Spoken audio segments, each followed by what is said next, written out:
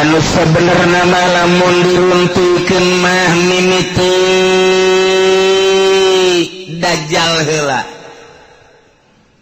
kuari diunggal negara ribut moal eureun Irak terus-terusan Yaman bakal Iran kitu keneh jadi ancaman Yahudi kemudian atuh kitu Suriah geus teu eureun Turki kitu keneh ditambah deui jeung dukon aya haseup unggal negara engke bakalna ngan haseup tersebut kan poang gede-gede nama engke di Timur Tengah bakal aya haseup dulu ku kabehan geus teu bisa ditahan tama haseup unggal negara ge aya haseup ngan haseup eta mah poharan dukon eta mah datang ke poek sadunia poek ku haseup eta di urang ge kuari bintik-bintik geus aya lain lalagaan lantaran ieu henteu berkesinambungan rakyat jeung pejabat sebab geus nyahoan bahwa negara urang dikendalikeun ku Amerika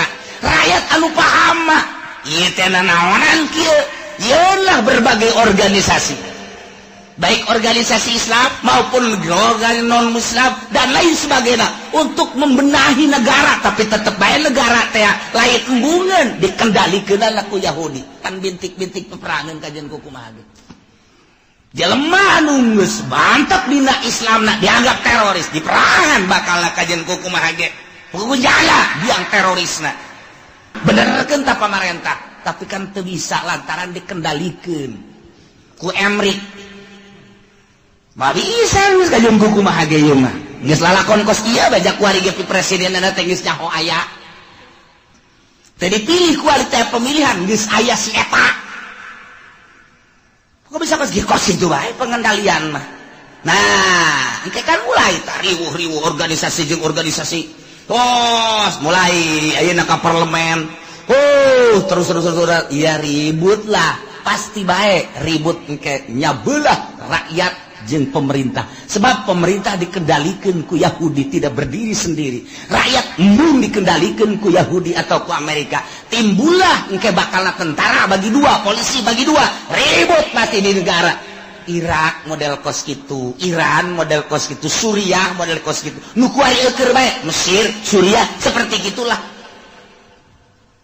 yo wayang Amerikana teh disetujuan ieu teh ku rakyat teh hayang nyieun sorangan nu mandiri kemudian geus aya di dieu boga lalakon ieu Amerika nyieun jelema ributlah rakyat bagi dua polisi bagi dua abri bagi dua Mesir model kos kitu Suriah model kos kitu yo kuari pemilihan di Irak teh lantaran ieu teh buatan Amerika rakyat embung bom sing jelebur Suriah kitu kene ieu kami mah hayang ieu isulah ke urang kieulah sementara isu nu datang ka urang informasina geus teu murni sulit lantaran Gus Dur geus eueuh nu sok mere informasi murni kuari dikendalikeun ku batur hanya 25% nu datang ka urang informasi teu baber hese nyarita urang ribut nyahona urang mah silih tembak di Suriah silih tembak di Irak engke bakal ke Indonesia seperti itu moal henteu ieu mah bakal jasa buakal jasa itrati wa bial ibadamu takidi minum usara wa minum duriju bidamin makana hadza jazai nasatu lakum an tukhlifuni bisuin fi dhawi rahim yauma yati ba'du ayati rabbika la yanfa'u nafsan imanuha lam takun amanat min qabl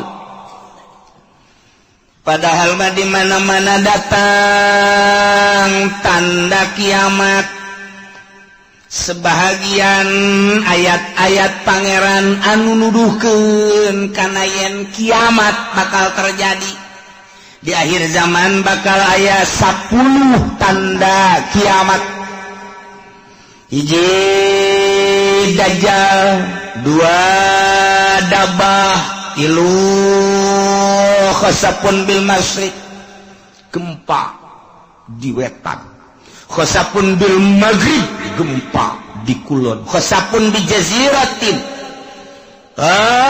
di jaziratil Arab jelas gempa di berbagai benua Asia, benua Eropa, benua Afrika, benua itu Amerika, gempa di mana-mana bakal terjadi. Eta tanda geus tereh deukeut ka kiamat. Ditambah deui jeung dukon aya haseup unggal nagara engke bakalna. Ngan haseup tersebut kan poang gede-gede nama engke di Timur Tengah. Bakal aya haseup kadeuleu ku kabehan geus teu bisa ditahan tamah haseup. Unggal nagara ge aya haseup ngan haseup eta mah pohara dukon eta mah. Datang ke poek sadunia poek ku haseup eta. Ieu tanda geus tereh datang ka kiamat. Tambah deui nomor ka-7 tuluh samsi min magribiha. Muncul panon poe ti kulon. Tambah deui Ya'juj wa Ma'juj ke-8. Ke-9 turun Kangjeng Nabi Isa alaihis nomor ka-10 bakal aya narun takhruju min adan. Tasukun nas ilal mahsyar. Sono ieu mah bakal nanti adan. Wah, luar biasa. Kuari mah kakarake seuneu fon doang.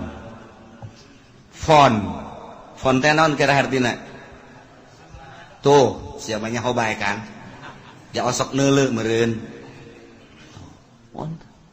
Ieu dibawa di negara ka negara terus aya nu nasional aya nu internasional diiring ku kabehan wah dipuji-puji eta teh buatan Yahudi jeung Nasrani ngalambangkeun bahwa seuneu teh sesembahanna baheulana nu kuari diagung-agung dunia nyaho kabeh engke mah bakal aya seuneu sadunya kadeuleu ku kabehan lain diiring-iring bahkan ieu mah bakalna seuneu teh ngiringkeun jelema ka mana bae ditutur-tutur geus geus dibalikeun ku Gusti Allah.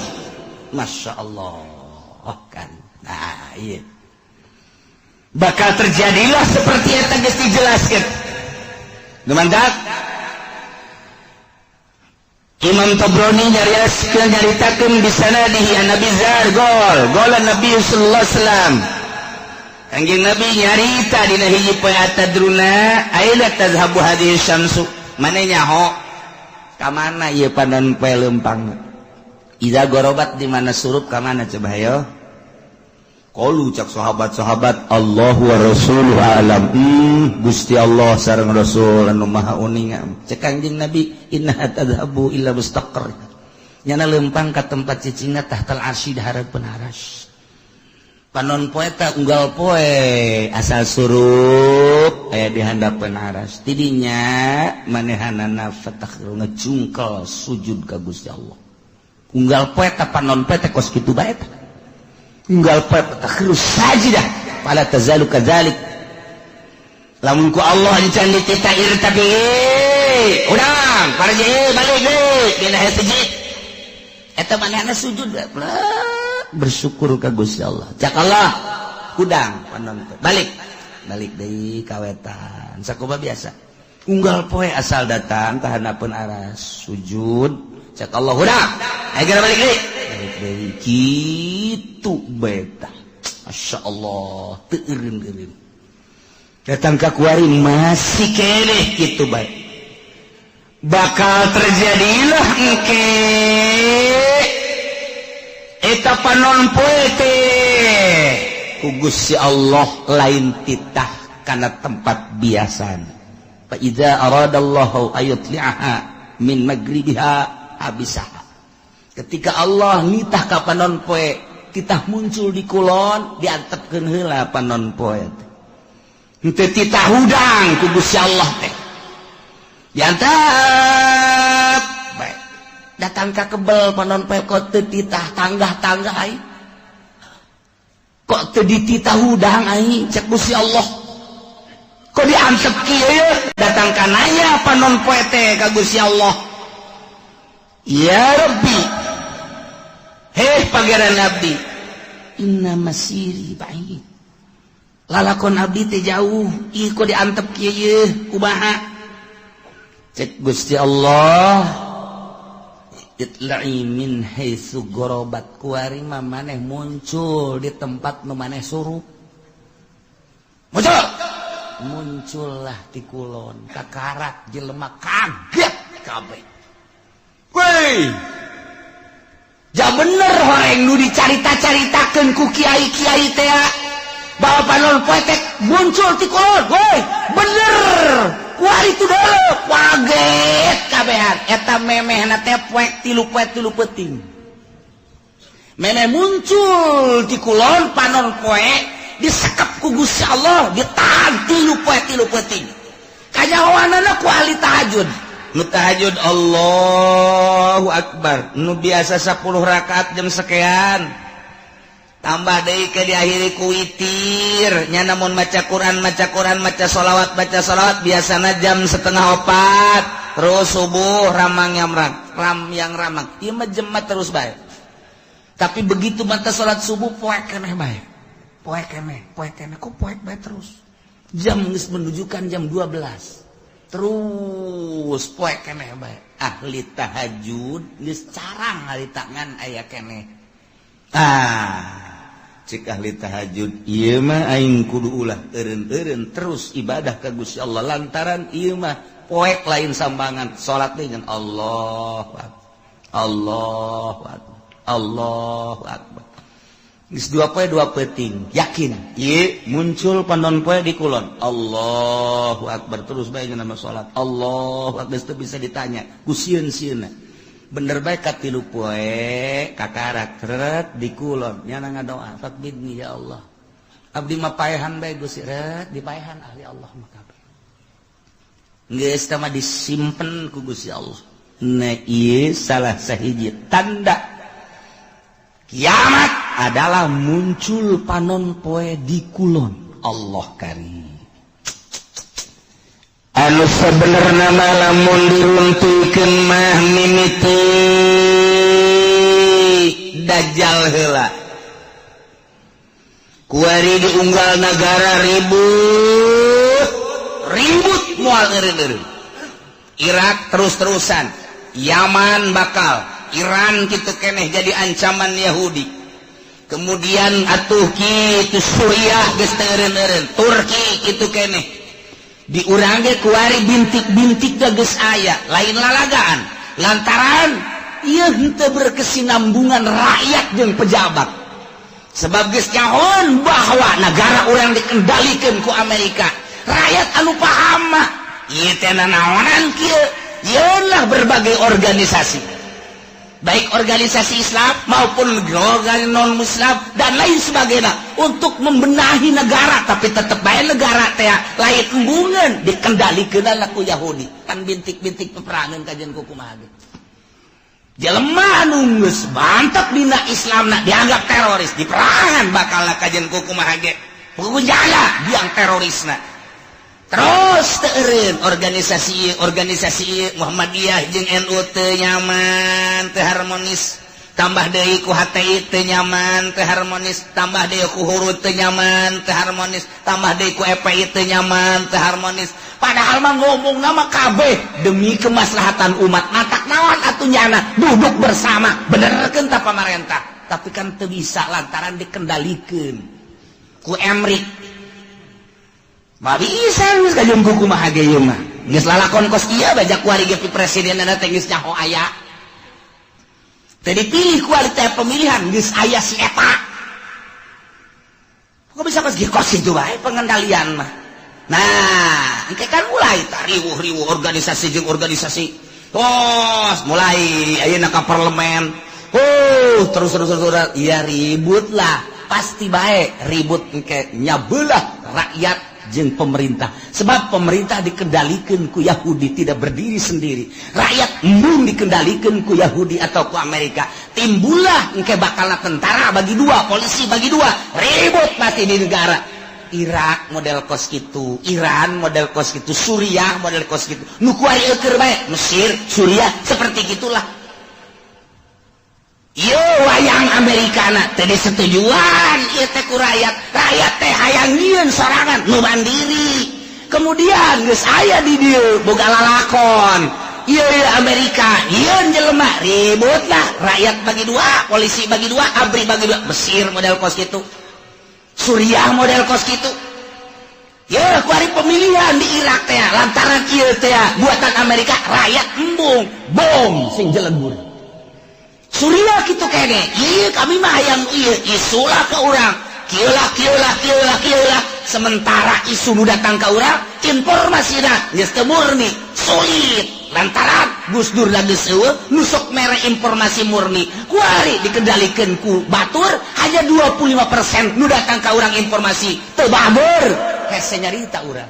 Ribut nyahona urang mah silih tembak di Suriah, silih tembak di Irak. Engke bakal ka Indonesia seperti itu. Moal henteu ieu mah bakal jasa buakal jasa. Matak nu kolot mah geus bae eta mah untung jasa. Untung kunaon cenah Kiai? Moal perang nya ka Burupaeh teh heula. Untung. Can bogo untung. Bakal. Henteu bisa henteu ieu bakajeun kuku mah biasa sebab naon? Sebab kabehan ge di luhur teh geus teu bisa dibenerkeun. Teu bisa dibenerkeun. Baheula teh nyieun negara demokrasi di negara urang. Oh masalah geus padahal mah kiai nu nyieunna kan 90% muslim, eta mangan 1% teh eta mah Kristen di urang teh. Bilung ekor hasil perjuangan anak. Oh masalah geus. Oh masalah geus demokrasi. Tetapi untuk keputusan hukum dijieun lah mui atuh ku ari muin age pandeg di rantai. Lha kumaha? Eta teh jang naon? Jang supaya hukum-hukum Islam teh ngeunaheun. Steril kumui, geus ditosran lah kumui. Urang damai hirup teh. Ketika aya hukum-hukum Islam, geus aya perwakilan urang melalui bahsul masail angsongkeun ka mui. Jadilah engke keputusan mui kan ngeunah ku ari muina dikendalikeun ku si itu. Ya kumaha atuh? Mata geus we perangan teh lain di Suriah, lain di Mesir, lain di Irak, lain di Iran, lain di Yaman, lain di Turki, lain di kitu berbagai negara-negara Islam nu keur diobok-obok di Indonesia kitu keneh. Atuh engke lamun geus kabeh mah atuh kabeh ka Eropa, ka Amerika, ka Australia perang.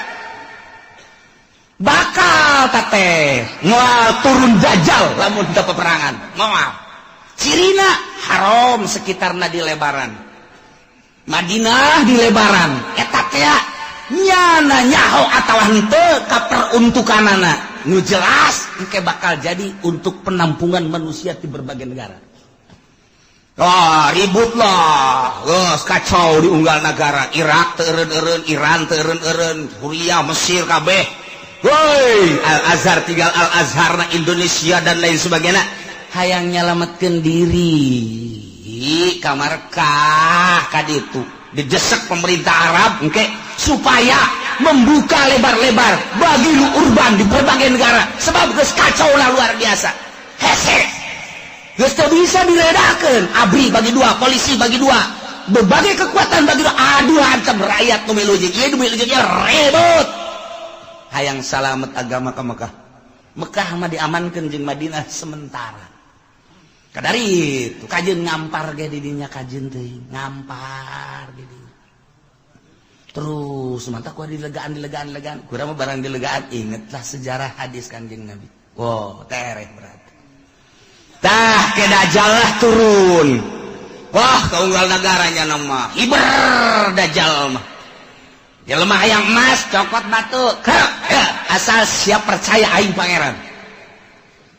Di mana negara daerah lu cai aing datang ka dieu tepak doang ya timbul wah cai culcer asal sia mangeranan ka aing pangeran ayo jelema iman geus ipis sementara kiai-kiai anu balalager nu balener geus ka Mekah di dieu geus eueuh nu ngelola di unggar nagara kabeh tinggal sumuhun dauh jeung sumuhun dauh boro-boro engke ku dajal kakara ku dukun kebul bae ku ari geus sumuhun dauh ku kebul ku dukun bae sumuhun engke mah komo ku dajal jelema dipaehan hirupan deui pangeran kos kitulah dajal dahsyat kesan nu mantap urang dibere doana ku Gusti Allah minta salamet tina al-masihid dajjal lantaran wah jelema gelo kabeh iman ka dajjal teh pangeran jelema hubu dunia hayang dunia naon bae dicekel jadi dunia hayang emas jadi emas hayang duit jadi duit hayang motor jadi motor ku hari mah ngridit engke mah hayang naon sia mio mio datang sia naon hayang Avanza berem heuk Avanza ngajogrog sia hayang naon ieu mah cenah hayang hartop aya tuh di ditu tuh aya los cokot ku sia tuh hartop teu leumpang hakina rusak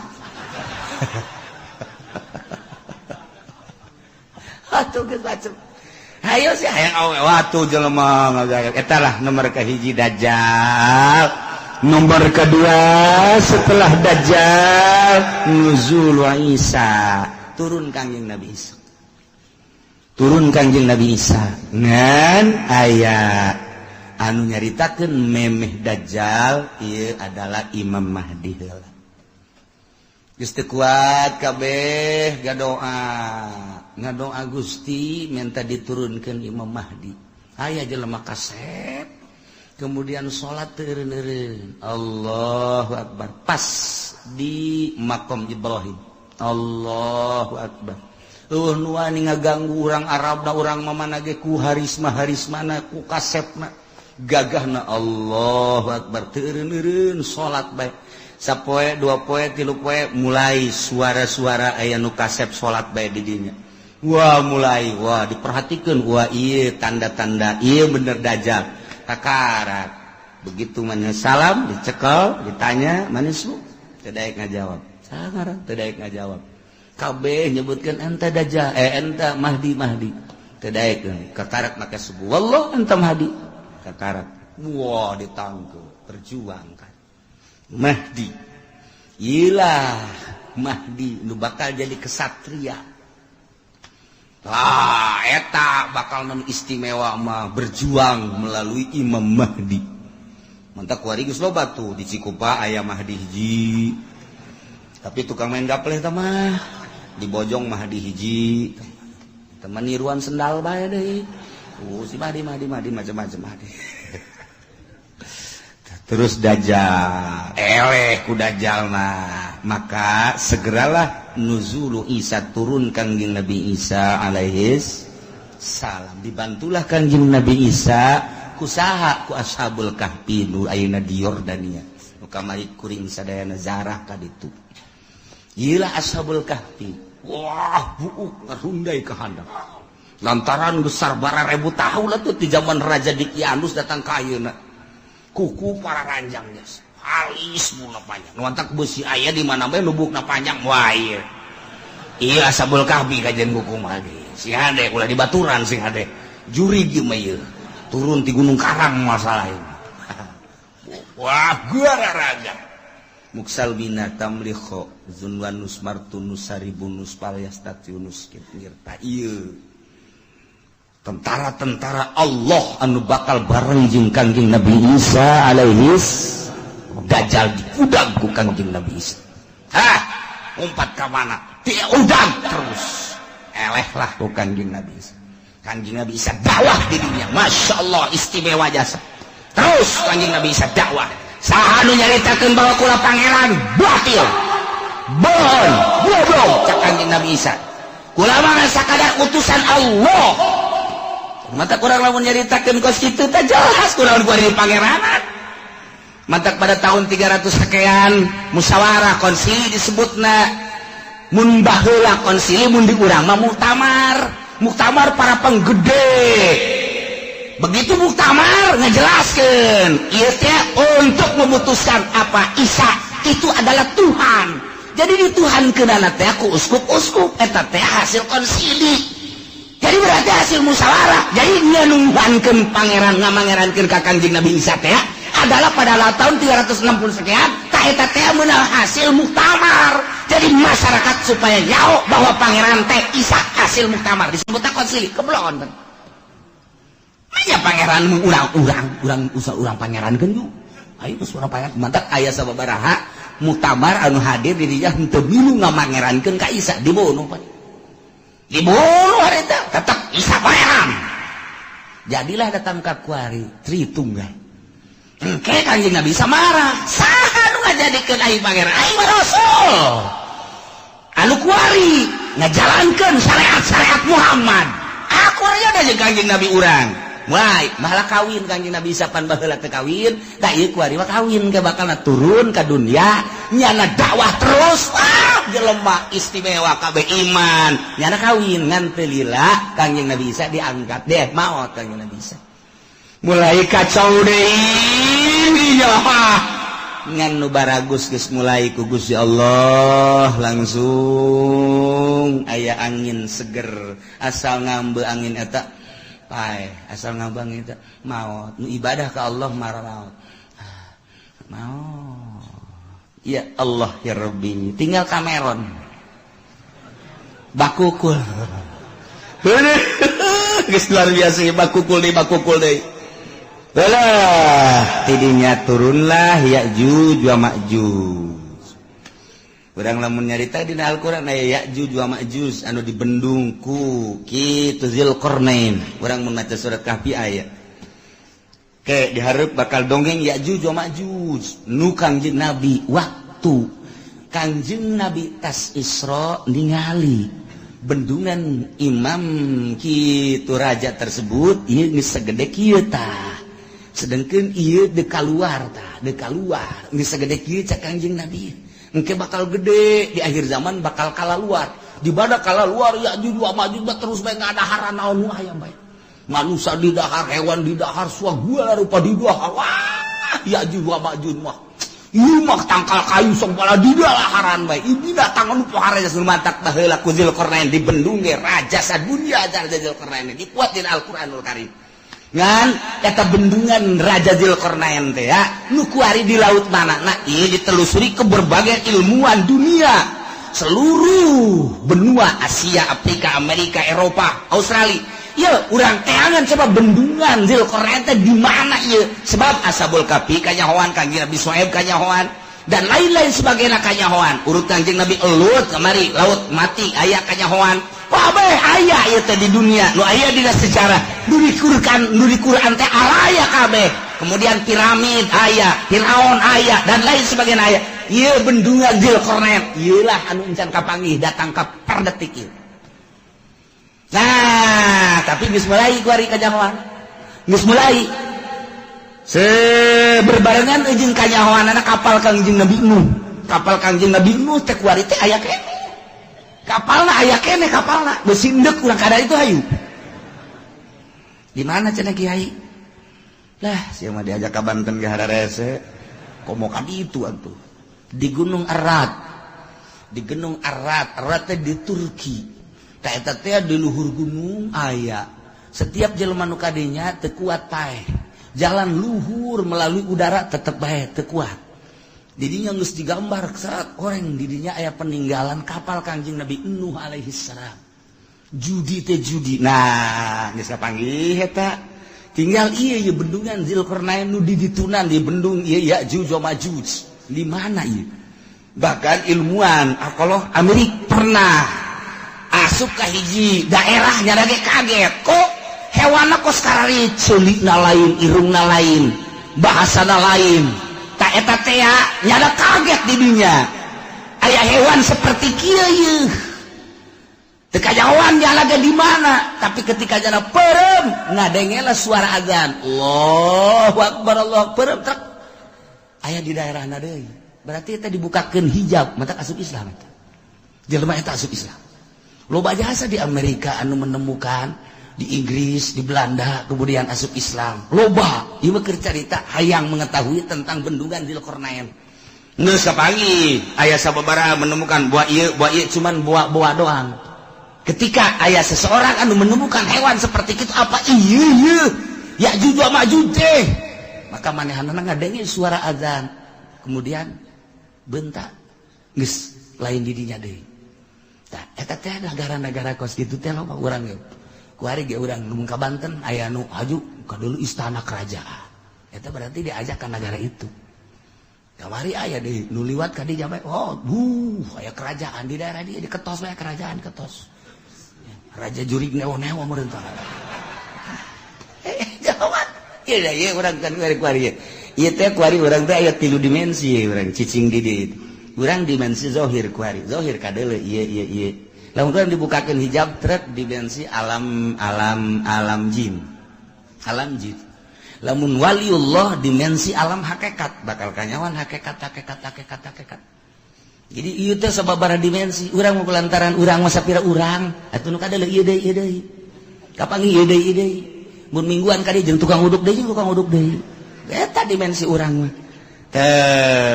Da ieu ke baca bakalna Ya'juj wa Ma'juj. Nah, idinya kakarak summa khurujud dabbah.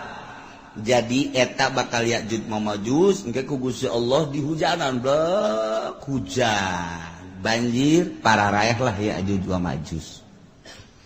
Tinggal manusia-manusia anu nyilib araraeh loba keneh di dunia teh. Dabah teh ya hewan eta nya nama letikan ti himar, hampir sarua jeung himar begal. Cilina rancung biasangan nya nama mau patlot, mau pulpen leungeunna. Nulisan jelema tarang ditulisan mukmin kafir. Geus teu bisa kukumaha nu katulis kafir wae. Terus sadunya mukmin kafir dabah eta mah terus nulisan eta masyaallah ieu lalakon lain lalagan ieu pohara jasa bakal katulis. Nah nu geus aya tulisan mukmin tidinya langsung teu kebel mau ngeunaheun geus tinggal nu kafir sia mah kafir sia ge da tarang sia ya sia kafir sia ge atuh kafir kabeh tah tidinya bagus kafir engke mah bakalna awewe loba jasa lalaki kurang tak engke bakalna lalaki diudag-udag ku awewe datang kelai katangkal kalapa kiih-kiihna ge dilamotan ku awewe ku eueuhna lalaki lamun hayang mahmur engke tah. Aduh deui zina teh kuari makan masih kena di kamar, masih kena di kontrakan, eta anu kelas di hatap, nu belah ditu da mah tuh di hotel, di tempat-tempat anu geus puguh lokasi-lokasina, engke mah di sisi jalan kos kotok. Ieu hayang, itu dibuka sleting. Beres. Geus geus hayang beres. Percis kos kotok bae geus beres. Ngan digabungkeun ku Gusti Allah.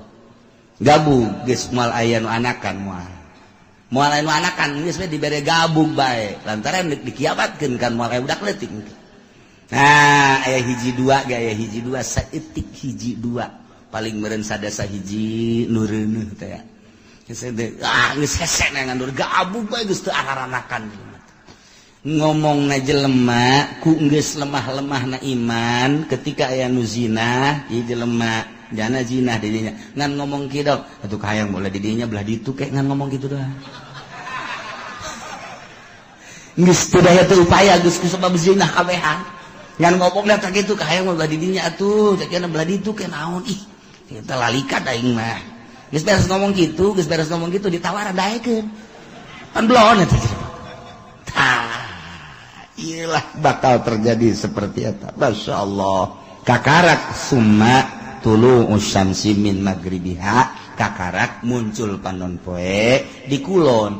Jadi muncul panon poe di kulon setelah Mahdi, setelah Dajjal, setelah Dabah, setelah Ya'juj wa Ma'juj. Kakarak muncul panon poe. Numantak cek Kanjeng Nabi. La taqumus sa'ah mual waka terjadi kiamat. Hatta tatlu asyamsu min magribiha sehingga muncullah panon poe di kulon.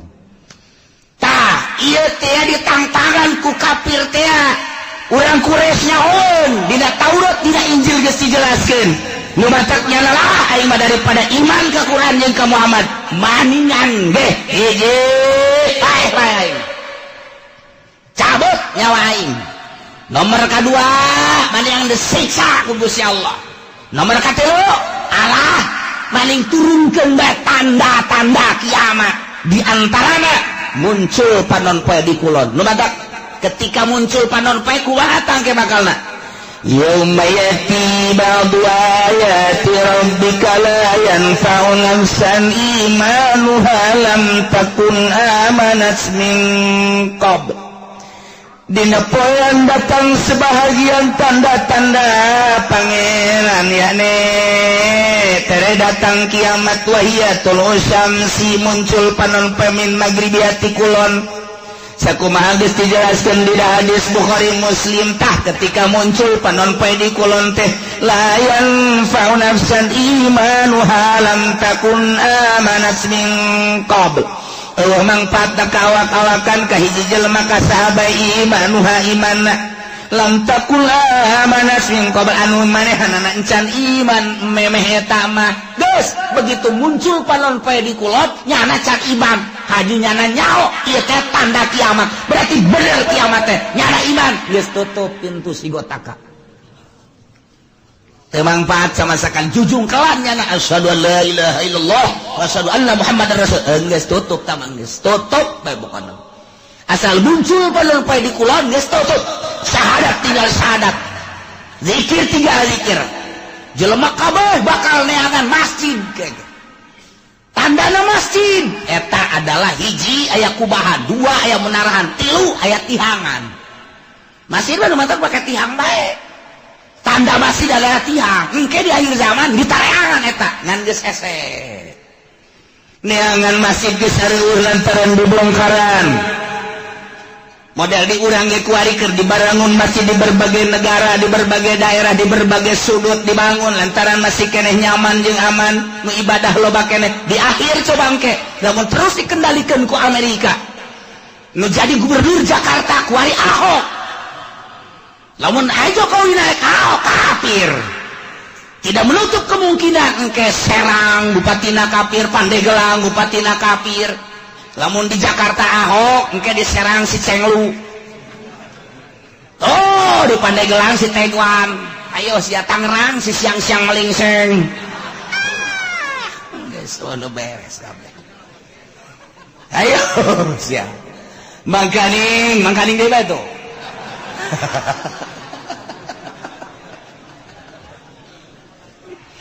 Lipo keur dibangun BSD dan lain sebagainya bang didinya lah aya pusat-pusat kegiatan-kegiatan kafir nu geus kanyahoan bae gapan dinasa baheula teh didinya teh aya senjata nu sakitu lobana deuk nanaon eta teh si Haryati Haryati teh saha hah sakarang-aranna boga nasa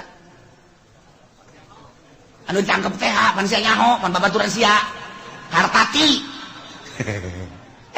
tepat loba senjata didinya ente mah teu nyaho mantak dirahasiakeun ku pemerintah bongkar waduh aya naon ieu sementara di Jakarta kuari gedung kedubes 12 tingkat Amerika jang naon eta lamun lain boga cita-cita nu teu hade hei emang kumaha gitu ieu teh dekristenisasi anu lain lalagaan sementara pemerintahan orang wahe kiai nu aya di ditu wahe na 4 kali nek kumaha deui atuh lain teh diperjuangkeun jak geus kiayana ya otomatis lah kafir dia terus hasil dicokotan ku Amerika hasil dicokotan dan lain sebagainya urang dibangun kadeuleu geus lemahna di urang asal aya nu bergerak dianggap teroris asal bergerak dianggap teroris kan sararieun kabeh iman geus eueuh mulai gempor sudah tidak ada masjid-masjidan masjid paling hiji dua kan meureun anu dipertahankeun hayuh sia tanah dibelian ku nyana nyin gereja sadaek-daek ada kumaha deui hayuh dia pemimpin urang ge nu handal nu kuat ayo deuk kumaha kabeh sumuhun dawuh ke Amerika.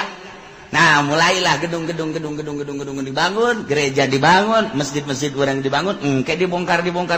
Nah, ieu mah keur carita singkatna bae, lila keneh eta mah urusan kos kitu mah, sebab eta mah melalui masa-masa peperangan dan lain sebagainya, bakal perang, neuk kumaha henteu, bakal jasa. Nah, nu mantap kolot urang baheula engke mah bakal perang deui sia, ngan urang mah baheula kolot urang nyaritakeun ejeung kulon. Sakar kulon Baduy jeung Baduy padahal mah Baduy teh horeng eta siloka Baduy teh cakolot baheula eta teh nu bakal diperangan jeung urang nyana nyahoeun ka jalan-jalan horeng Amerika eta Baduy ngaranna siloka kolot eta mah ya atuh perang jeung Baduy malah sapira Baduy atuh horenganan cakolot baheula tuh mau bo Baduy terus kalau nggak lembur nulaan jalan orang dongeng mun kolot kos kitu engke bakal urang diperangan waduh Baduy usahaon horeng Amerika ku ari teh geus boga satelitnya na urang leumpang ka mana we ngising ka mana we geus kanyahoan satelit Amerika teh geus kieu bae na haye sia jepeni de ka mana lompat sia haye ditembak sia ku aing ngan cak Amerika moal ditembak paeh ti heula ge satelit geus kieu bae hayo coba urang gambaran letikna boga urang internet deh hayang nyaho daerah anu trek pencet asalnya ho bae urang blokna pencet jaheueuh pencet jaheueuh pencet jaheueuh salah mencet waduh sempak sial sial salah mencet aya kiai itu salah mencet lain sial alhamdulillah kitab anyar cenah ieu mah aduh, Masya Allah aya dinya merekna Kiai Haji Google waduh bener Masya Allah di akhir jawan geus rek kumaha coba ya lalakonna nah engke begitu muncul panon poe ti kulon kakara kabeh maca syahadat neangan masjid geus eueuh lantaran ciri masjid teh aya kubahan aya menarahan jeung aya tihangan kuari masjid geus teu make tihang geus mulai kan kuari ge masjid teu make tihang masjid mah make tihang minimal 4 kuari geus teu make tihang geus teu make wah cenah geus eta bahkan aula nu ka situ mah abe fungsina babari cenah main badminton bisa didinya main bola bisa, didinya main takraw bisa, kemudian main gitu tenis meja bisa, dan lain sebagainya bisa. Tak jadi berarti fungsinya geus lain multifungsi deh, mah 10 fungsi. Tuh, eta lah. Geus esen yang masjid syahadat tinggal syahadat. Nah, la yanfa'u nafsan imanuha lam takun amanat min qabl. Teu aya faedah. Jujungkelan kafir-kafir kabeh para maca syahadat percaya ieu teh kiamat lantaran panonpet timbul ti kulon tetep teu aya mangpaat. Aw nafsan lam takun kasabat fi imaniha atawa awak-awakan anu tadina manehanana teu pernah ibadah teu aya mangpaatna nyana iman nama ka Gusti Allah cuma teu pernah salat teu pernah puasa harita mulai tobat ka Gusti Allah la tanfa'uha taubatuha teu mangpaat tobatna geus bae doraka bae sanajan nyana tobat tutup pintu sigotaka tobat-tobatan hari itu lisat Masya Allah kul bejakeun Muhammad intaziru tungguan gitu ahada haril asya nu tadi dicaritakeun tanda-tanda deukeut ka kiamat timiniti dajjal mahdi dajjal ya'juj kanjeng Nabi Isa kabeh datang ka muncul panonpet tungguan bejakeun tungguan engke bakal cak Gusti Allah ku aing diayakeun di akhir zaman bejakeun tuan aya-aya engko situ lah teh iman ka anjeun teh iman ka Al-Qur'an tungguan kege bakal inna muntadirun tuan bakal kapanggih kege Masya Allah diawali engke kuloba perjudian permabokan jeung perzinahan engke mah hese neangan parawan nu asli teh kabeh mun geus kaum deuk dikawin teh nyana bebeja geus pernah zina hese geus kabeh waduh luar biasa urang mun nyaritakeun perzinahan ku ari ulah kudu di Amerika di Inggris di Belanda di Perancis di Jerman ulah negara kafir geus jelas di urang ku ari siswa sekolah Bandung Surabaya hese nyaritakeunana di kontrakan jauh ti indung bapa cacak aya di hareupeun indung bapana nu ditalingakeun si hadesia reuleuh bae komo jauh ti indung bapana iman kurang duit kurang deui jang mayarkeun kontrakan atuh pandang karak kumaha deui kenapa pandang karak atuh ieu saya yang penting ada yang bayarin kontrakan cekeuna teh enggak bagus gitu kececes dibere-beres eta ya kececesan segala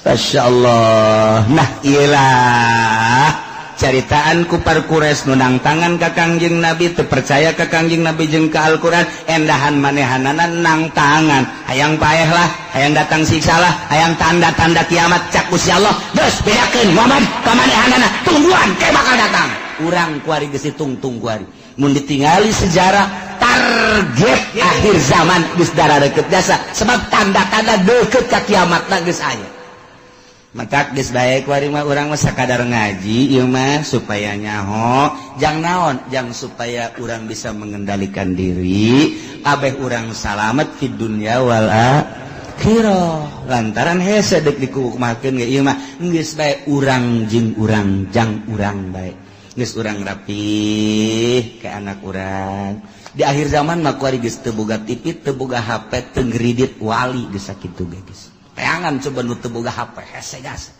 aya cenah kulah teu boga kiai bener sia leungit can meuli deui laon bangga mah henteu timbul ti nurani atuh kiai bae boga HP da 3 kiai nu hiji diceuli nu hiji diceuli nu hiji diirung laon bantah kiai atau komo pedagang atuh masyaallah eta mah terserah ieu mah keur nyaritakeun karusakan nu warokna mana na ieu lah urang ngaji supaya nyaho horenganan karusakan teh geus dararekeut jasa urang salametkeun diri urang eueuh nu leuwih karunya ka diri urang iwati diri urang salametkeun diri urang pamajikan urang anak urang urang luruskeun menuju Allah Subhanahu wa ta'ala yauma yati ba'du ayati rabbika la yanfa'u nafsan imanuha lam takun amanat min qabl padahal mah di mana-mana datang tanda kiamat sebahagian ayat-ayat pangeran anu nuduhkeun kana yen kiamat bakal terjadi di akhir zaman bakal aya 10 tanda kiamat hiji dajjal 2 dabah 3 khasapun bil masyriq gempa di wetan khasapun bil maghrib gempa di kulon khasapun bi jaziratin di Jaziratil Arab jelas pak gempa di berbagai benua Asia, benua Eropa, benua Afrika, benua itu Amerika gempa di mana-mana bakal terjadi. Eta tanda geus tareh deukeut ka kiamat. Ditambah deui jeung dukon aya haseup unggal nagara engke bakalna. Ngan haseup tersebut kan puang gede-gede nama engke di Timur Tengah bakal aya haseup kadulu ku kabehan geus teu bisa ditahan tamah haseup unggal nagara ge aya haseup ngan haseup eta mah pohara dukon eta datang ke poek sadunia poek ku haseup eta ieu tanda geus tereh datang ka kiamat. Tambah deui nomor ka-7 tuluh samsi magribiha muncul panon poe ti kulon. Tambah deui Ya'juj wa Ma'juj ke-8. Ke-9 turun Kangjeng Nabi Isa alaihis nomor ka-10 bakal aya narun takhruju min adan tasukun nas ilal mahsyar sunu ieu mah bakal ti adan. Wah luar biasa kuari mah kakarake seuneu fon doang fon teh naon kira hartina tuh siapanya hobae kan ya osok neuleu meureun ieu dibawa ti negara ka negara terus aya nu nasional aya nu internasional diiring ku kabehan wah dipuji-puji eta teh buatan Yahudi jeung Nasrani ngalambangkeun bahwa seuneu teh sesembahanna baheulana nu kuari diagung-agung dunia nyaho kabeh engke mah bakal aya seuneu sadunya kadeuleu ku kabehan lain diiring-iring bahkan ieu mah bakalna seuneu teh ngiringkeun jelema ka mana bae ditutur-tutur usia geus dibalikeun ku Gusti Allah masyaallah kan nah ieu bakal terjadilah seperti yang geus dijelaskeun. Dumandak Imam Tabrani nyaritakeun di sanadihi an Nabi Zar gol Nabi sallallahu alaihi wasallam. Kangjeng Nabi nyarita dina hiji poe atadruna aina tazhabu hadhihi syamsu. Mane nyaho ka mana ieu panon poe leumpang. Iza gorobat di mana surup ka mana coba hayo. Qalu cak sahabat-sahabat Allahu wa rasuluhu alam. Gusti Allah sareng Rasul anu maha uning. Cek Kangjeng Nabi inna tadhabu illa mustaqar. Nyana leumpang ka tempat cicingna tahtal arsy dihareupeun aras. Panon poe ta unggal poe asal surup di handapeun aras. Tidinya manehanana fatakhru ngejungkel sujud ka Gusti Allah. Unggal poe ta panon poe teh kos kitu bae ta. Unggal poe fatakhru sajidah fala tazalu kadzalik. Lamun ku Allah encan dititair tapi urang parje balik deui dina hiji.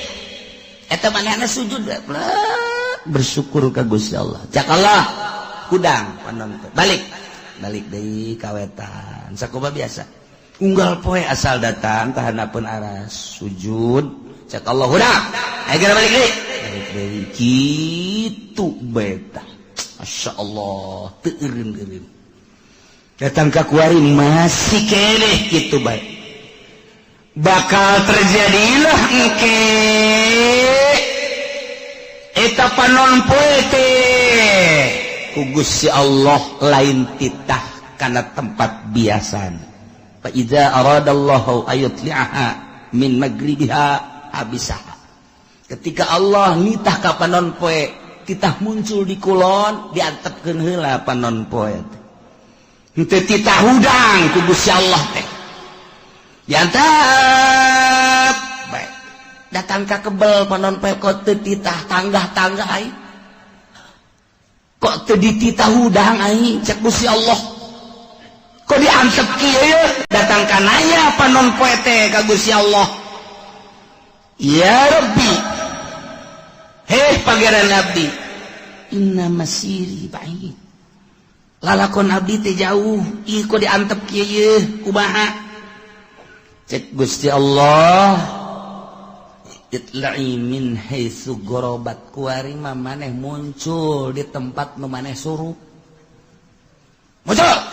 Muncullah di kulon kakarak jelema kaget kabeh.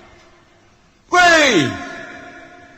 Ja bener horeng nu dicarita-caritakeun ku kiai-kiai teh bahwa panon poe teh muncul di kulon. Woi, bener. Kuari itu dulu kaget kabehan eta memehna teh poek tilu peuting memeh muncul di kulon panon poe disekep ku Gusti Allah ditahan tilu peuting kanyahoanana ku ahli tahajud nu tahajud Allahu Akbar nu biasa 10 rakaat jam sekian tambah deui ke diakhiri ku witir nya namun maca Quran maca sholawat biasana jam 3:30 terus subuh ramang yang ramang ieu mah jemaat terus bae tapi begitu mata salat subuh poek keneh bae poek keneh ku poek bae terus jam geus menunjukkan jam 12 terus poek keneh bae ahli tahajud geus carang ahli tangan aya keneh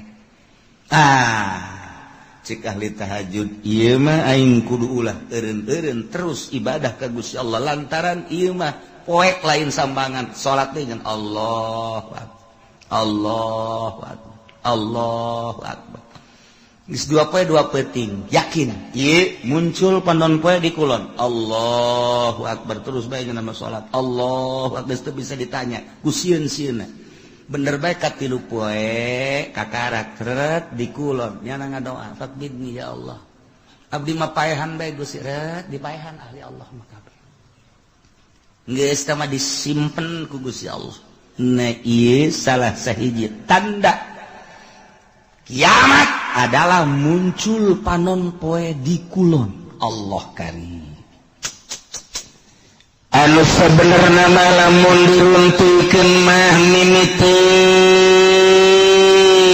dajjal heula kuari di unggal negara ribut moal eureun-eureun Irak terus-terusan Yaman bakal, Iran kitu keneh jadi ancaman Yahudi. Kemudian atuh kitu Suriah geus teu eureun-eureun, Turki kitu keneh. Di urang ge kuari bintik-bintik geus aya, lain lalagaan. Lantaran ieu henteu berkesinambungan rakyat jeung pejabat. Sebab geus nyahoan bahwa negara urang dikendalikeun ku Amerika. Rakyat anu paham mah ieu teh naonan kieu? Ialah berbagai organisasi, baik organisasi Islam maupun organisasi non-Muslim dan lain sebagainya, untuk membenahi negara, tapi tetap baik negara teh lain embungan dikendalikeun ku Yahudi. Kan bintik-bintik peperangan kajian kumaha ge. Jelema anu geus mantep dina Islamna dianggap teroris, diperangan bakal kajian kumaha ge. Pokoknya jaga biang terorisna. Terus teureun organisasi Muhammadiyah jeung NU teu nyaman, teu harmonis.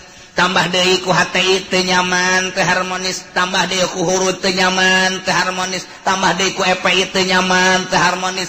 Padahal mah ngomongna mah kabeh demi kemaslahatan umat. Matak naon atuh nyana duduk bersama benerkeun ta pamarentah. Tapi kan teu bisa lantaran dikendalikeun ku Emrik.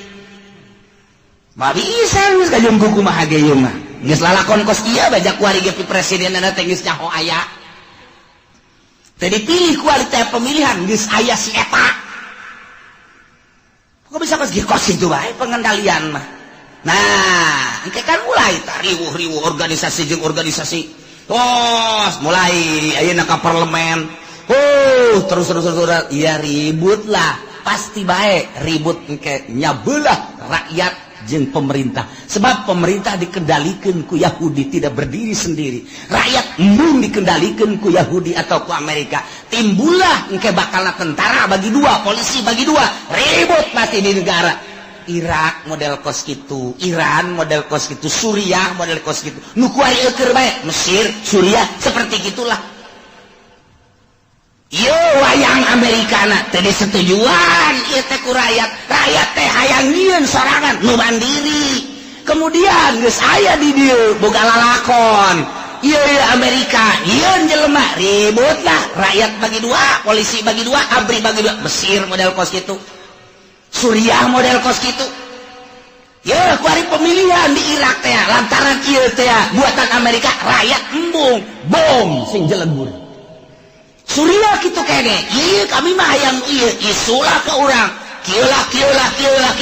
Sementara isu nu datang ka urang, informasina geus teu murni, sulit. Lantaran Gus Dur lagi eueuh, nu sok mere informasi murni. Kuari dikendalikeun ku batur, hanya 25% nu datang ka urang informasi teu baber.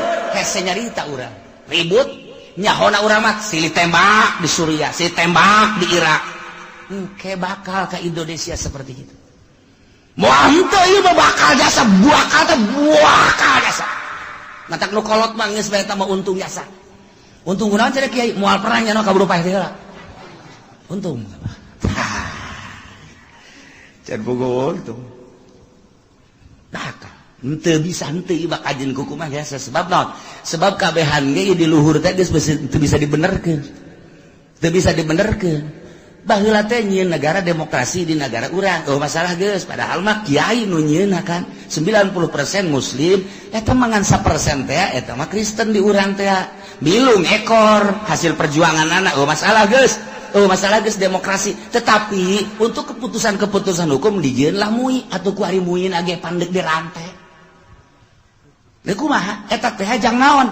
Jang supaya hukum-hukum Islam teh ngeunaheun. Di steril kumui, geus ditosran lah kumui. Urang damai hirup teh.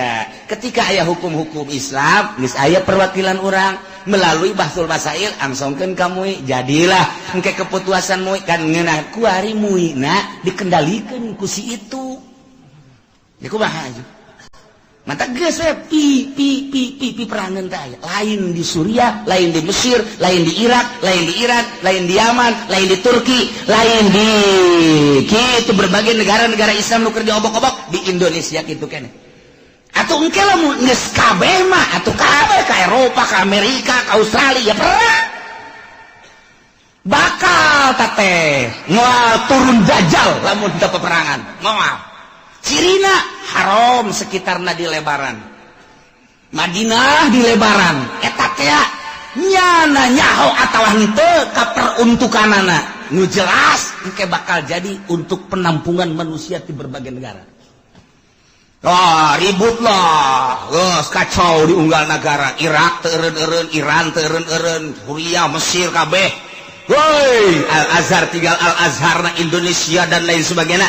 Hayang nyalametkeun diri.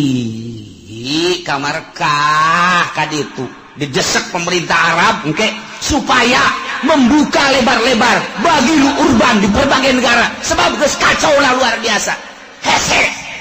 Geus teu bisa diredakeun. ABRI bagi dua, polisi bagi dua, berbagai kekuatan bagi dua. Aduh hancam rakyat nu milu jeung ieu nu milu jeung ieu ribut. Hayang salamet agama ka Mekah. Mekah mah diamankeun jeung Madinah sementara. Kadari itu kajeun ngampar ge di dinya kajeun teh, ngampar di dinya. Terus mantap ku dilegaan. Kurang mah barang dilegaan ingetlah sejarah hadis Kanjeng Nabi. Wow, tereh berarti. Tah ke dajjal lah turun. Wah, kaunggal negaranya nama hiber dajjal mah. Jelema hayang emas, cokot batu. Asal siap percaya aing pangeran. Di mana negara, daerah lu cai aing datang ka dieu. Tepak doang nya. Timbul. Wah, cai culcer. Asal siap mangeranan cai. Aing pangeran ayo. Jelema iman geus ipis.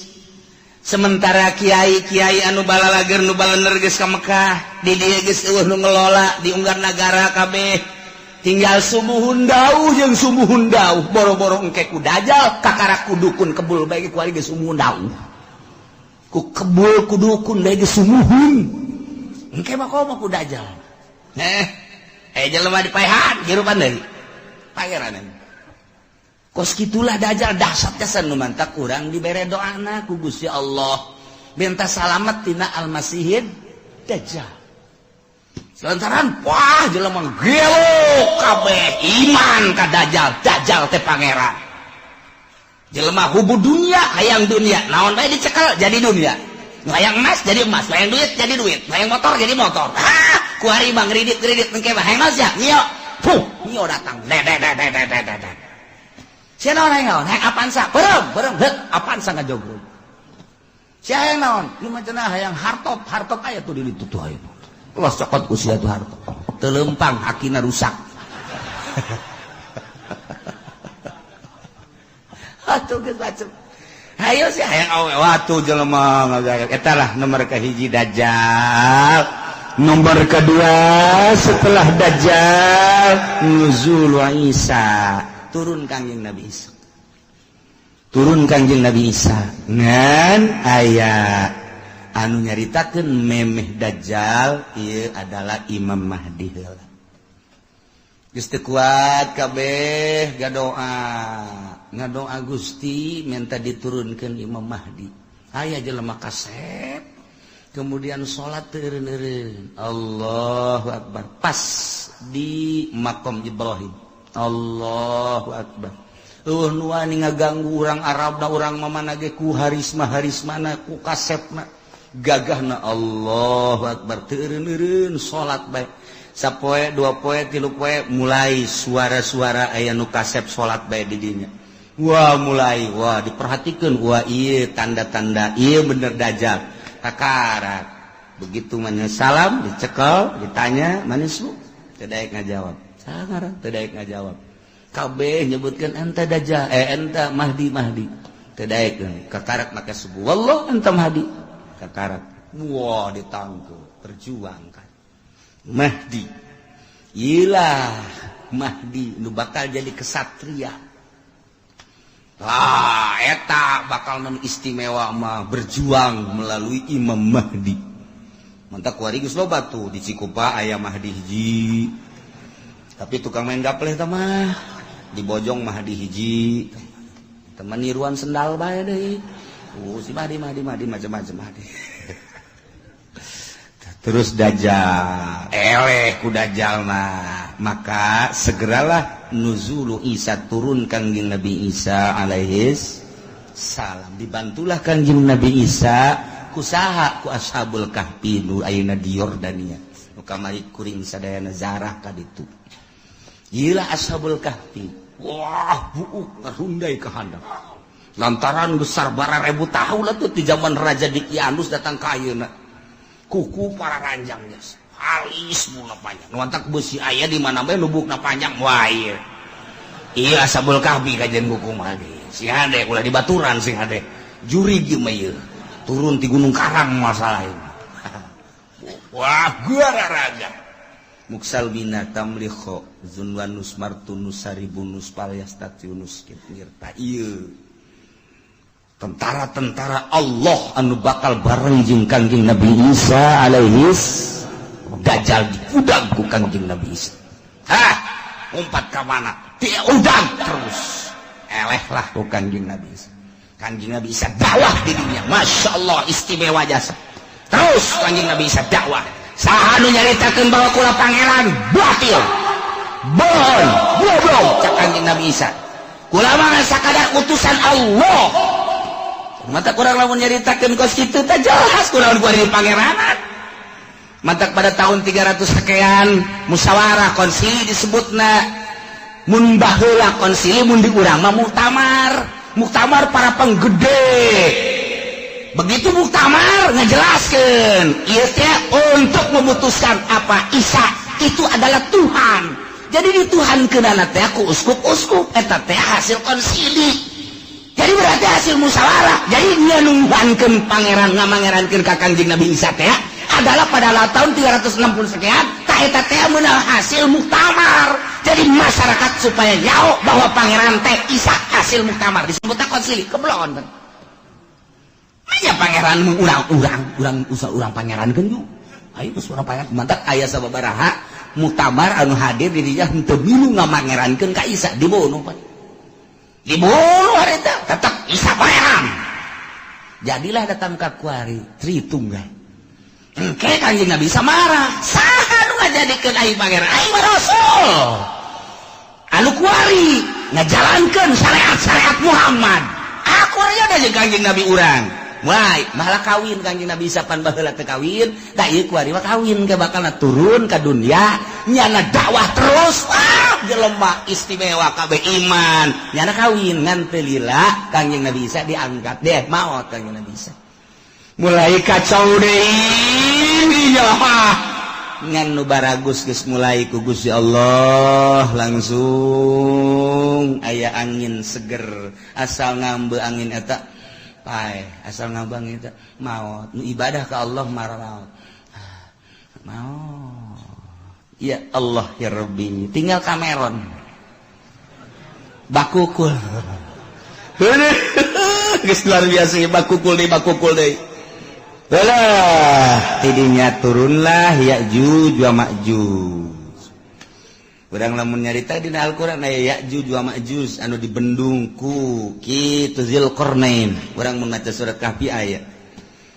Ke dihareup bakal dongeng Ya'juj wa Ma'juj. Nu Kangjeng Nabi waktu Kangjeng Nabi tas Isra ningali bendungan imam kitu raja tersebut ieu geus sagede kieu tah. Sedangkan ieu de kaluar tah, de kaluar geus sagede kieu cak Kangjeng Nabi. Engke bakal gede di akhir zaman bakal kalaluar. Di bada kalaluar Ya'juj wa Ma'juj terus bae ngadaharan naon nu aya bae. Manusia di dahar, hewan di dahar, suagua rupa di dahar. Wah, Ya'juj wa Ma'juj mah. Ieu mah tangkal kayu sok bala di daharan bae. Ieu datang anu pohara geus mantak baheula ku Zulkarnain di bendung ge raja sadunya Raja Zulkarnain dipuat dina Al-Qur'anul Karim. Ngan eta bendungan Raja Zulkarnain teh ya nu kuari di laut manana ieu ditelusuri ke berbagai ilmuwan dunia seluruh benua Asia, Afrika, Amerika, Eropa, Australia. Ya urang teangan coba bendungan Zulkarnain teh di mana ieu sebab Ashabul Kahfi kanyahoan Kangjeng Nabi Syuaib kanyahoan dan lain-lain sebagainya kanyahoan urut Kangjeng Nabi Elut kemari laut mati aya kanyahoan kabeh aya ieu teh di dunia nu aya dina sejarah nu di Quran teh aya kabeh kemudian piramid aya Firaun aya dan lain sebagainya aya ieu bendungan Dzulkarnain ieulah anu encan kapanggih datang ka perdetik ieu. Nah tapi geus mulai kuari kajangoan geus mulai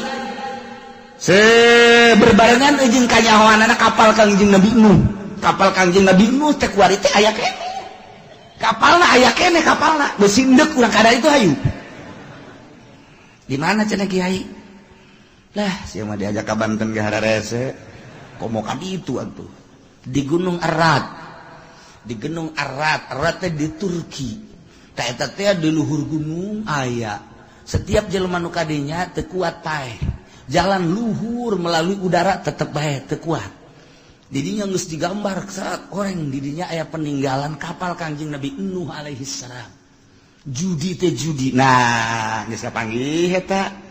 Tinggal ieu bendungan Dzulkarnain nu diditunan di bendung ieu Ya'juj wa Ma'juj. Di mana ieu? Bahkan ilmuwan kalau Amerika pernah asup ka hiji daerah nya ge kaget. Kok hewanna kos karari ceulikna lain, irungna lain, bahasana lain. Tak eta teh nyada kaget di dinya. Aya hewan seperti kieu yeuh. Teu kajawan jalaga di mana, tapi ketika jana perem ngadengela suara azan. Allahu akbar, Allahu akbar. Aya di daerahna deui. Berarti eta dibukakeun hijab, mata asup Islam eta. Jelema eta asup Islam. Loba jasa di Amerika anu menemukan, di Inggris, di Belanda kemudian asup Islam. Loba, ieu keur carita hayang mengetahui tentang bendungan Dzulkarnain. Geus kapanggih aya sababaraha menemukan buah ieu cuman buah doang.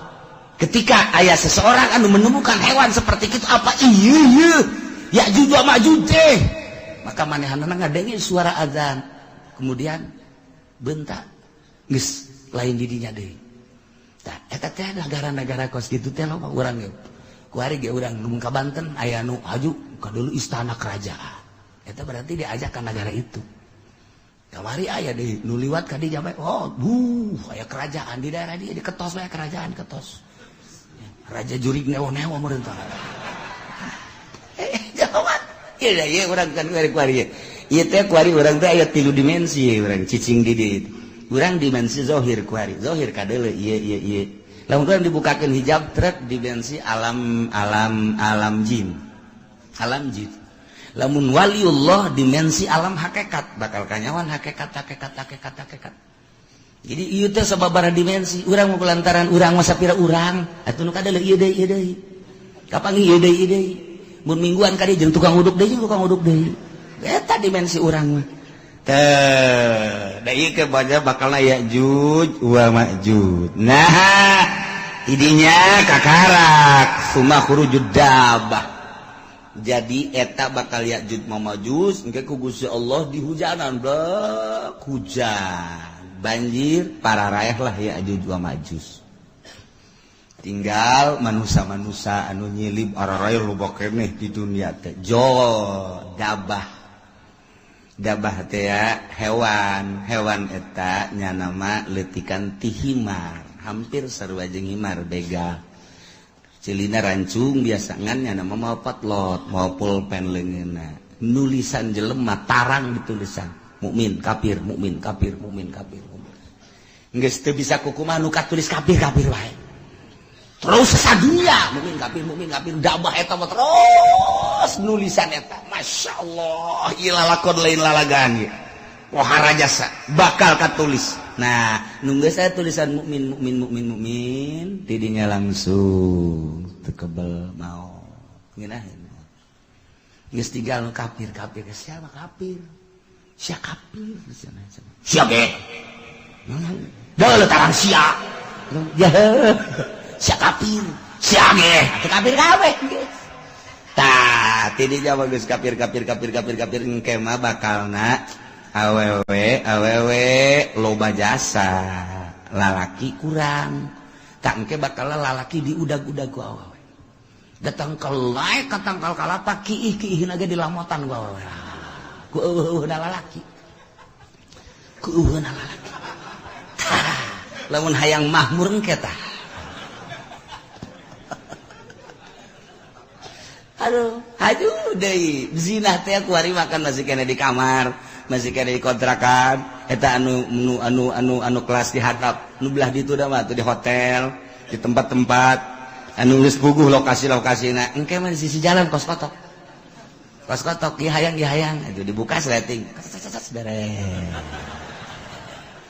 geus geus hayang beres percis kos kotok bae geus beres ngan digabungkeun ku Gusti Allah gabung geus moal aya nu anakan moal aya nu anakan geus we dibere gabung bae lantaran dikiamatkeun kan moal aya budak leutik nah aya hiji dua saeutik hiji dua paling meureun sadasa hiji nureuneuh teh ya geus hese ngandur gabung bae geus teu araranakan ngomongna jelema ku geus lemah-lemahna iman ketika aya nu zina ieu jelema jana zina di dinya ngan ngomong kieu atuh hayang boleh di dinya belah ditu kek ngan ngomong kitu doang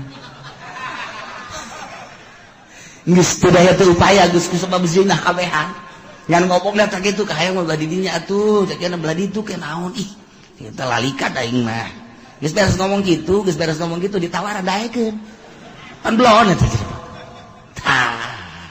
iyalah bakal terjadi seperti eta masyaallah kakarak summa tulu usyamsi min magribiha kakarak muncul panon poe di kulon jadi muncul panon poe di kulon setelah Mahdi setelah Dajjal setelah Dabah setelah Yajuj wa Majuj kakarak muncul panon poe nu mantak cek Kanjeng Nabi la taqumus saah moal waka terjadi kiamat hatta tatlu asyamsu min magribiha sehingga muncullah panon poe di kulon tah ieu teh ditangtangan ku kafir teh urang Quraisy nyaon dina Taurat dina Injil geus dijelaskeun nu matak nyana lah aing mah daripada iman ka Quran jeung ka Muhammad maningan beh hiji bae cabut nyawa aing nomor kedua mana yang disiksa ku Gusti Allah nomor katilu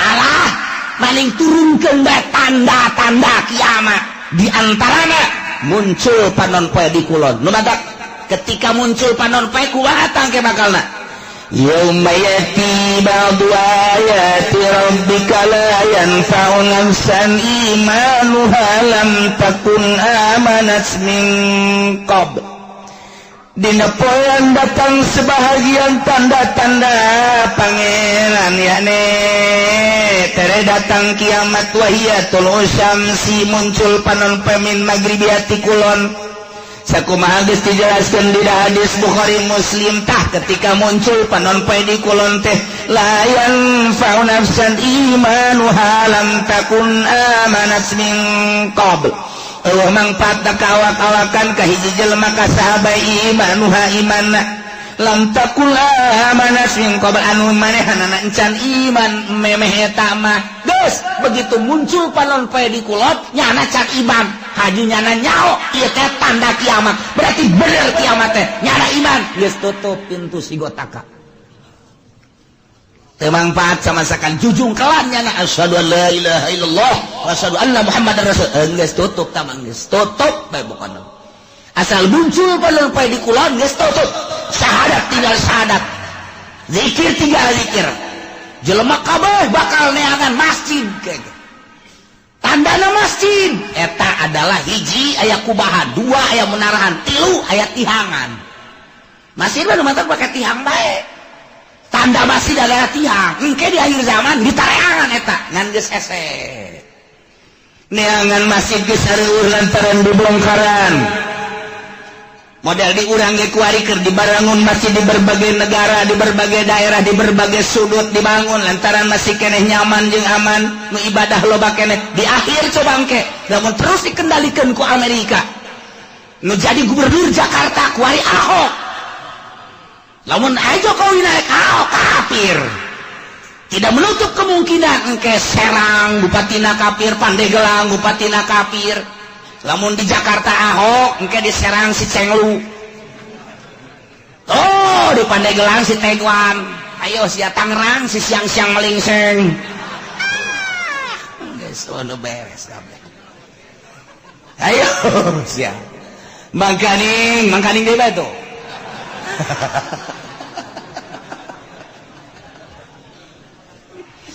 Lipo keur dibangun, BSD dan lain sebagainya bang didinya lah aya pusat-pusat kegiatan-kegiatan kafir.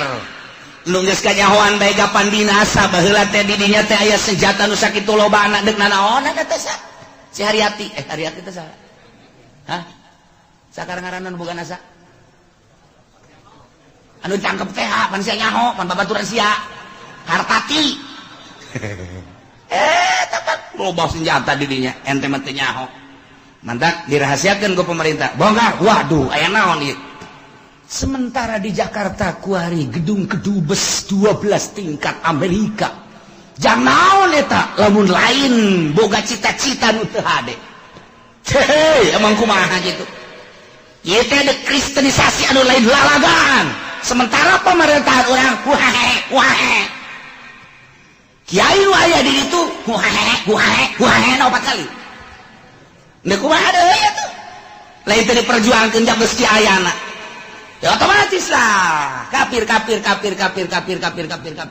Dia terus hasil dicokotan ku Amerika. Hasil dicokotan dan lain sebagainya. Urang dibangun. Kadeuleu geus lemahna di urang. Asal aya nu bergerak dianggap teroris, asal bergerak dianggap teroris kan sararieun kabeh iman geus eueuh mulai gempor. Sudah tidak ada masjid-masjidan, masjid paling hiji dua kan meureun anu dipertahankeun. Hayu sia tanah dibelian ku nyana nyeun gereja sadaek-daek. Ada kumaha deui hayu. Ya pemimpin urang eueuh nu handal, eueuh nu kuat. Hayu deuk kumaha kabeh sumuhun dawuh ka Amerika. Nah mulailah gedung-gedung dibangun, gereja dibangun, masjid-masjid orang dibangun, kayak dibongkar. Nah ini mah cerita singkat nah bae, lila kene eta mah urusan kos kitu mah, sebab eta mah melalui masa-masa peperangan dan lain sebagainya, bakal perang, nek kumaha henteu, bakal jasa. Nah, nu mantap kolot urang baheula engke mah bakal perang deui sia ngan urang mah baheula kolot urang nyaritakeun ejeung kulon. Sakar kulon. Baduy jeung baduy padahal mah baduy teh horeng eta siloka baduy teh cak kolot baheula eta teh nu bakal diperangan jeung urang nyana nyahoeun ka jalan-jalan horeng Amerika eta baduy ngaranna siloka kolot eta mah ya atuh perang jeung baduy malah sakira baduy atuh horenganan cak kolot baheula tuh ke mau baduy terus kalau nggak lembur nuluan jalan orang dongeng menjeng kolot kos gitu nggak bakal orang diperangan waduh baduy usahawan orang Amerika kuari teh geus boga satelitnya nah orang lempang ka mana ngising ka mana geus kanyahoan satelit Amerika teh geus kieu bae nang haye sia jepeni deuk ka mana lompat sia haye ditembak sia ku aing ngan cak Amerika moal ditembak paeh ti heula ge satelit geus kieu bae hayo coba urang gambaran letikna boga urang internet deh hayang nyaho daerah anu trek pencet asal nyaho bae urang blokna pencet jaheueuh pencet jaheueuh pencet jaheueuh salah mencet waduh sempak sial sial salah mencet aya kiai nu salah mencet lain sial alhamdulillah kitab anyar cenah ieu mah aduh, Masya Allah. Aya dinya merekna Kiai Haji Google. Waduh, bener. Masya Allah. Di akhir jawan, nggak saya kumaha coba ya, lalakona. Nah, engke begitu muncul panon poe ti kulon, kakara kabeh maca syahadat neangan masjid. Masjid geus eueuh, lantaran ciri masjid teh aya kubahan aya menarahan jeung aya tihangan. Kuari masjid geus teu make tihang, geus mulai kan kuari ge masjid teu make tihang. Masjid mah make tihang minimal 4. Kuari geus teu make tihang, geus teu make. Wah, cenah geus. Eta bahkan aula nu kos itu mah. Abe fungsina babari cenah main badminton bisa. Didinya main bola bisa, didinya main takraw bisa, kemudian main gitu tenis meja bisa, dan lain sebagainya bisa. Tak jadi berarti fungsinya geus lain multifungsi deh, mas 10 fungsi. Tuh, eta lah. Geus ese neangan masjid syahadat tinggal syahadat. Nah, la yanfa'u nafsan imanuha lam takun amanat min qabl. Teu aya faedah. Jujungkelan kafir-kafir kabeh para maraca syahadat percaya ieu teh kiamat lantaran panon poe timbul ti kulon tetap aya manfaat. Aw nafsan lam takun kasabat fi imaniha, atawa awak-awakan anu tadina manehanana teu pernah ibadah, teu aya manfaatna, nyana iman nama ka Gusti Allah, cuma teu pernah salat, teu pernah puasa, harita mulai tobat ka Gusti Allah, la tanfa'uha taubatuha, teu manfaat tobatna, geus bae doraka bae. Sanajan nyana tobat tutup pintu sigotaka, tobat-tobatan harita leusat. Masya Allah. Bejakeun Muhammad intaziru tungguan gitu ahada hadhil asya nu tadi dicaritakeun tanda-tanda deukeut ka kiamat. Diminiti Dajjal, Mahdi, Dajjal, Ya'juj, Kanjeng Nabi Isa kabeh datang ka muncul panonpet tungguan, bejakeun tungguan. Engke bakal cak Gusti Allah ku aing diayakeun di akhir zaman. Bejakeun tungguan, aya engko situ terek iman ka handeup, terek iman ka Al-Qur'an, tungguan kege bakal imam muntadir, Tuhan bakal kapanggih kege. Masya Allah. Diawali engke kuloba perjudian, permabokan jeung perzinahan. Engke mah hese neangan parawan nu asli teh hese. Kabeh mun geus kaum deuk dikawin teh nyana bebeja geus pernah zina. Hese geus kabeh. Waduh, luar biasa. Urang menyaritakan perzinahan kuari. Ulah kudu di Amerika, di Inggris, di Belanda, di Perancis, di Jerman. Ulah negara kafir geus jelas. Di urang kuari. Siswa sekolah Bandung, Surabaya. Hese nyaritakeun anak. Dikontrakan. Jauh ti indung bapak, cacak-cacak aya di hareupeun indung bapakna. Nu ditalingakeun si hadesia reuleuh bae. Komo jauh ti indung bapakna. Iman kurang. Duit kurang deh, jangan melayarkan kontrakan, atau pandang karak. Ini kumaha deh, kenapa pandang karak? Atau iya saya yang penting ada yang bayarin kontrakan, sekian aja. Enggak bagus gitu, kececes diberes-beres. Eta ya kececesan segala. Masya Allah. Nah iyalah.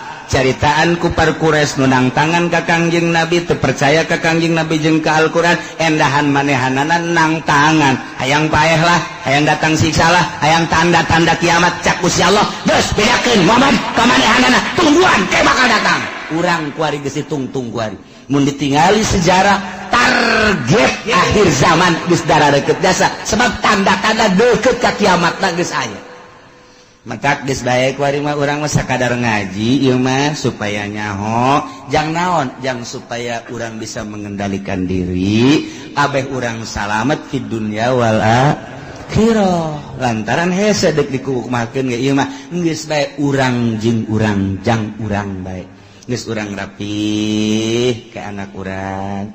Di akhir zaman mah kuari geus teu boga TV, teu boga HP, teu ngridit wali geus sakitu ge geus. Peangan coba nu teu boga HP hese gas. Aya cenah kulah teu boga kiai. Bener sia? Leungit can meuli deui. Loon bang mah.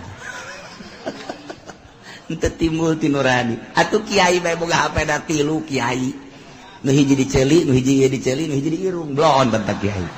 Atuh komo pedagang atuh. Masyaallah. Eta mah terserah ieu mah keur nyaritakeun karusakan nu warokna mana na ieulah urang ngaji supaya nyaho horenganan karusakan teh geus darareukeut jasa urang salametkeun diri urang eueuh nu leuwih karunya ka diri urang iwal ti diri urang salametkeun diri urang pamajikan urang anak urang luruskeun menuju Allah Subhanahu wa taala innal ladzina farraqu wallahu a'lam.